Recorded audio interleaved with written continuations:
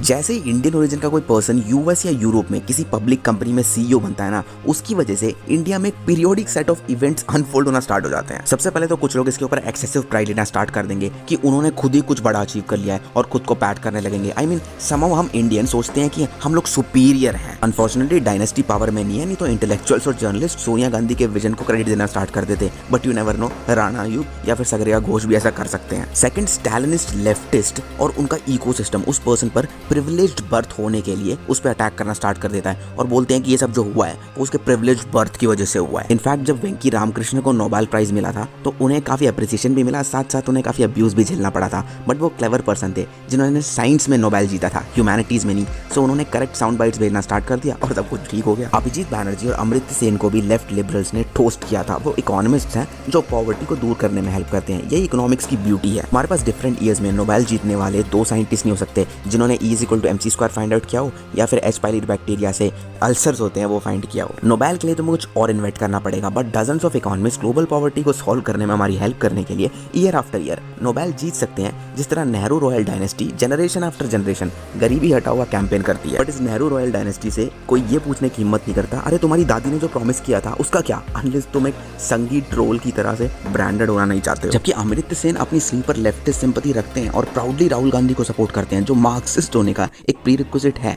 अभिजीत बैनर्जी फार मोर circumspect हैं और बाईपार्टीशन होने का ट्राई करते हैं। इससे पहले कि उन्होंने मोदी के अगेंस्ट कुछ बोला, उन्हें कैंसिल कर दिया जाता है। बट कुछ फ्यू वर्दी एनआरआई हैं जो कभी गलत नहीं होते। डॉक्टर रघुराम राजन को तो एग्जिबिट ए में होना चाहिए। वो रॉक स्टार हैं, नहीं मेरे हम्बल ओपिनियन में वो स्टार से ज्यादा रॉक हैं। हमने देखा होगा जब हमारे फियरलेस इंडिपेंडेंट जर्नलिस्ट जो सच बोलते हैं उनका इंटरव्यू करते थे, वो किसी कॉलेज मैगजीन के लिए फर्स्ट टर्म स्टूडेंट का इंटरव्यू करने जैसा होता था। जर्नलिस्ट बड़ा अपना सर हिलाते रहते थे, उनका एक एक वर्ड को लैप अप करते रहते थे, उनके प्रेडिक्शंस को जर्नलिस्ट ओरेकल फ्रॉम हेवन समझते थे। फिर बोलेंगे कि उनका एक प्रेडिक्शन राइट हो गया, उसके बाद जर्नलिस्ट काफी स्टोरीज प्लान करते थे कि वो नेक्स्ट फेड चेयरमैन बनने वाले हैं या फिर यूके के रिजर्व बैंक के गवर्नर बनने वाले हैं या जेम्स बॉन्ड को रिप्लेस करने वाले हैं। नहीं, ये तो मैंने मेकअप किया था। ग्रेव फेसेस और डूम से प्रेडिक्शंस की बात करें तो मुझे अपने brilliant NRI doctor Ramanand Lakshmi Narayan की याद आ रही है, जिन्होंने प्रैक्टिकली कोविड एग्जांपल्स के लिए मार्केट को कैप्चर कर लिया था। इंडिया में कोविड के रिगार्डिंग कोई भी आर्टिकल है, टीवी शो बेकार है जब तक उसमें उन्हें ना फीचर किया जाए। लोग वो एक इकोनॉमिस्ट हैं और वॉशिंगटन डीसी में कोई एनजीओ चला रहे हैं। वॉशिंगटन डीसी खुद को पार करने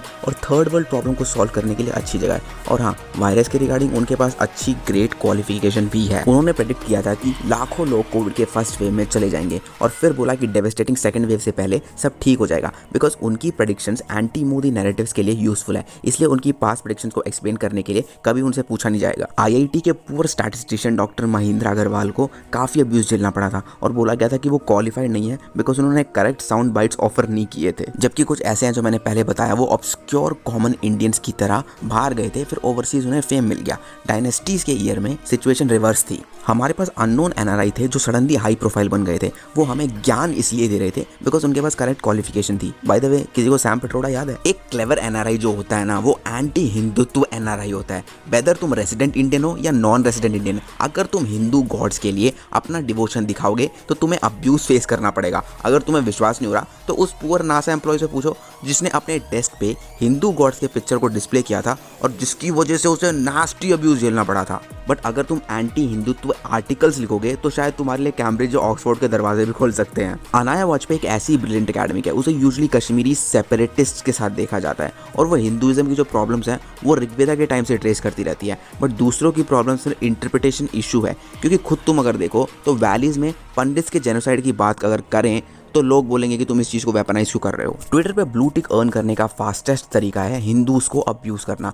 उस ब्रिटिश एकेडमिक से पूछो जिसने कहा था कि हिंदूज को ओवरसीज माइग्रेट करना अलाउड नहीं है। अगर तुमने उसमें से 0.001% भी किसी और फेथ के अगेंस्ट कहा होता तो तुम्हारा शायद करियर नहीं, लाइफ ही खत्म हो जाती। ब्लू टिक ट्विटर हैंडल के बारे में तो भूल ही जाओ। तो दूसरी गजब चीज ये है कि एक बार जब तुम गौमूत्र के वोक वर्जन को अपने ऊपर स्प्रिंकल करते हो ना, तब ये अपना इंस्टेंट मैजिक दिखाता है। फिर तुम्हारा लाइट स्किन होना या upper caste allied background hardly matter करेगा, बिकॉज ये करने के बाद बेशक तुम हिंदू फोबिक लेफ्टिस्ट हो या कोई वोक हो, तुम्हारे सारे पाप धुल जाएंगे जैसे ही तुम गौमूत्र स्प्रिंकल करोगे। Now NRI brothers and sisters की जो सक्सेस होती है वो हमेशा सेलिब्रेट करने लायक नहीं होती।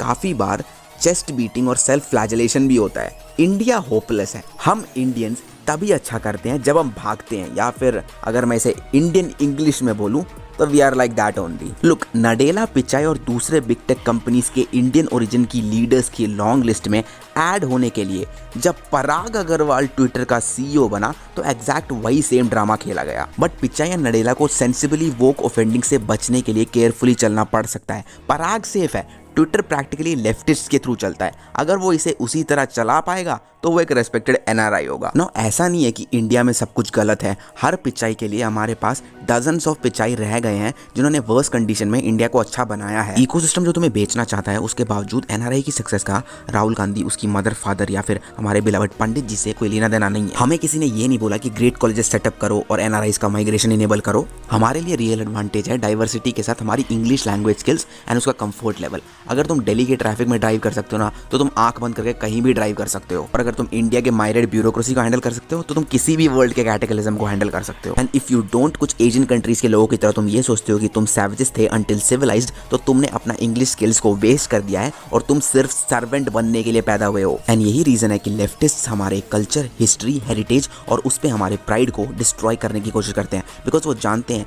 कि उनकी आइडियोलॉजीज के लिए हमारी तरफ से उन्हें टोटल ओबीडियंस मिलता है और पॉलिट ब्यूरो के डिक्टेटर्स को इसकी जरूरत भी है। सो गाइस, अगर तुम्हें वीडियो अच्छी लगी हो तो मुझे कमेंट करके बताना which was the best part. And अगर तुमने अभी तक यूनाइटेड कॉमेडी अलायंस पे वीडियो नहीं देखी है तो लेफ्ट वीडियो पे क्लिक करो और dark side of cancel culture देखना है तो राइट वीडियो पे क्लिक करो।